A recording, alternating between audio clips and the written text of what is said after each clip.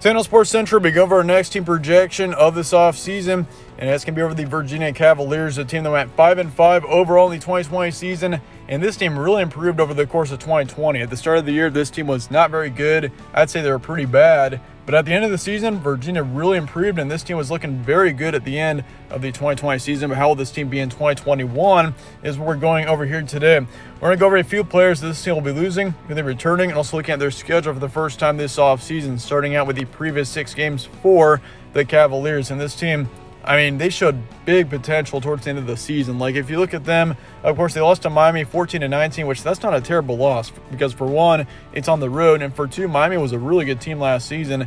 But they beat North Carolina 44-41. That was the big standout game to me there. I mean, North Carolina was a great team last season, and Virginia went in and scored 44 on their defense. So, I mean, that's really where I think things started to turn around for Virginia as the team got that win, and they would win 3 straight after that. They beat Louisville the next week, 31, or their next game. They had a couple of weeks off in there. They beat Louisville, though, 31-17. Beat Abilene Christian 55-15.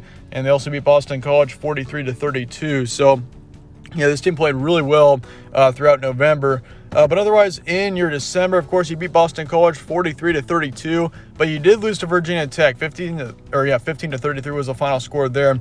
That was a tough loss there to Virginia Tech. I mean, if you look at this team, they're playing so well, and then the Hokies came around and they just took a pretty terrible loss there. But otherwise, still a great finish to the season. This team really finished out the 2020 season in a great fashion. They are 1-4 in their first 5 games, looking like one of the worst teams in the ACC, and they finished out the season at 4-1. So, or the last 5 games, they were 4-1. So, not a terrible season for Virginia. This team improved a lot.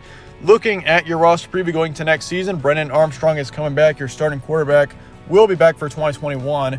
He put up some good stats last year, putting up over 2,100 yards, 18 touchdowns, 11 interceptions. However, he did have a 59% completion rate, which that's not a very good completion rate. I mean, he's somewhat inaccurate if you're looking at just that.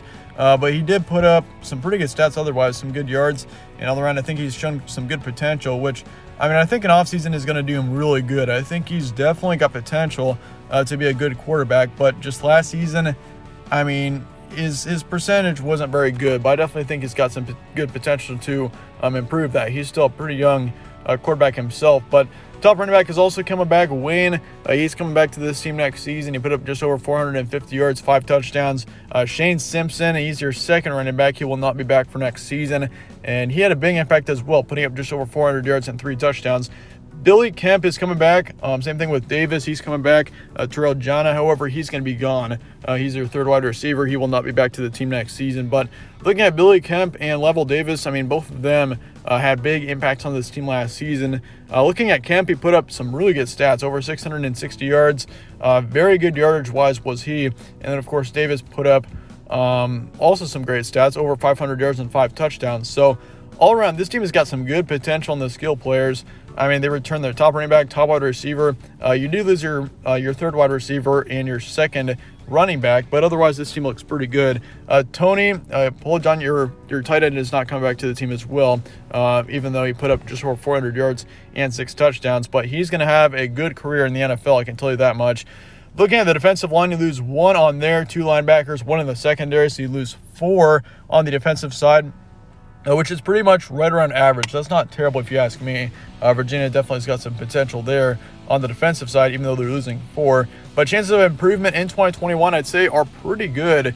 Pretty good for Virginia. I mean, this team is returning a lot of their key players, or for the most part, like especially if you look at Brennan Armstrong, he's got a ton of potential to improve going into next year.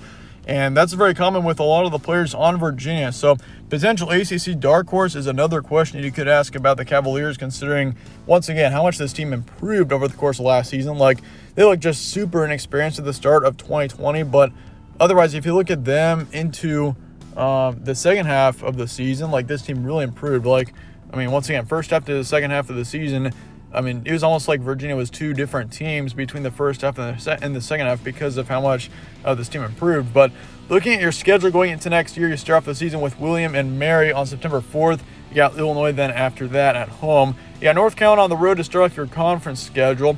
Then you got Wake Forest, Miami, Louisville, Duke, Georgia Tech, you got a road trip to BYU at the end of October. You got Notre Dame, Pittsburgh, and Virginia Tech as well. So it's somewhat of a tough schedule, I'd say, for Virginia. It's not a brutal schedule, but it is definitely a difficult one in comparison to a few other ACC teams. But looking at the first half of your schedule, I think William & Mary is going to be an easy win. Illinois is going to be a mess at the start of next season, especially with the coaching problems and all that's going on for the Illini right now. So that's going to be a win for Virginia as well.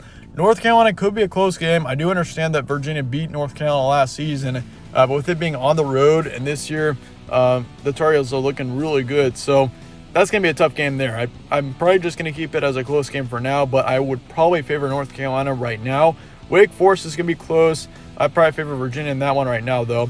Miami, Louisville will both be close games as well, just because they're both on the road.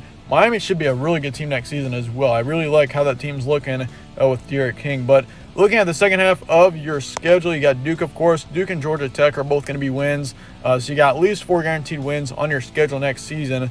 BYU could come to be a close one. I think BYU is not going to be near as good next year because, of course, Zach Wilson, he's not coming back to BYU. So BYU won't be near as good next year, but with it being on the road, I'm going to keep it as a close one for now. Notre Dame could be close. Same thing with Pittsburgh being on the road and Virginia Tech too. It's a pretty tough schedule, I'd actually say, for Virginia, considering you got to play Notre Dame, BYU. Of course, I mean, both of those teams are going to be pretty tough, but also North Carolina on the road. Good thing is you don't have to play Clemson. If you had to play Clemson next year, you'd probably have the toughest schedule by far in the ACC, but your ceiling is going to be 9-3 for next year. That is not a bad ceiling, I'd say, for Virginia. Like, that shows some good potential with this team with a 9-3 record. Projection will be 7-5 for Virginia, so I do expect this team to make it to a bowl game. Keyword is I expect them to. There's still a chance that they won't, but I think for the most part, Virginia definitely should be in contention for the bowl game next season. I see them getting 7 wins next year at 7-5. Your floor is going to be 5-7, so basically that's going to be the bottom of the low for Virginia next year is 5-7, which is not that terrible, even that. I mean, if you look at Virginia, like, this team definitely has shown some big potential, especially at the end of last season. But I got 4 guaranteed wins for Virginia. Your projection will be 7-5. Let me know your thoughts in the comments below on Virginia, your record predictions and all of that. Let me know down in the comments. I appreciate you guys all watching, though. Stay tuned for more from All Sports Central. I'll see you guys all later.